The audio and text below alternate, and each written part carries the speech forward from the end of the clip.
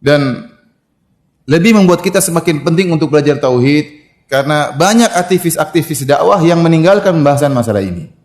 Ya, mereka meninggalkan pembahasan tentang masalah tauhid. Dan saya tidak mengenal ada aktivis dakwah kelompok yang benar-benar perhatian terhadap tauhid, membicarakan tauhid dan model-model kesyirikan tanpa basa-basi dengan jelas dan gamblang kecuali seperti Ahlus Sunnah wal Jamaah. Seperti maksud saya seperti Salafin. Hanya kelompok Salafin yang benar-benar membahas tauhid secara detail.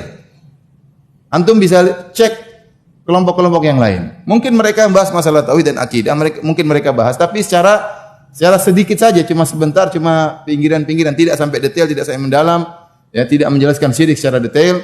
Hanya Ahlus Sunnah wal Jamaah yang dikenal dengan Salafiyin, mereka itulah yang benar-benar membahas tauhid secara detail.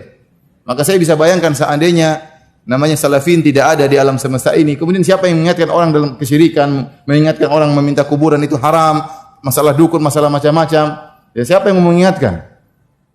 Tidak ada yang membahas masalah detail, masalah tauhid dan masalah kesyirikan secara detail kecuali Salafin. Ya. Yang lain mungkin bahas tapi secara sekali-sekali, tidak terlalu dalam, ya.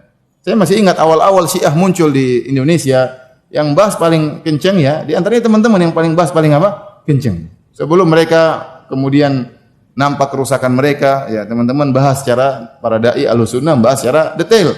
Sampai akhirnya alhamdulillah banyak yang kemudian mengerti, kemudian ikut membantah mereka, ya.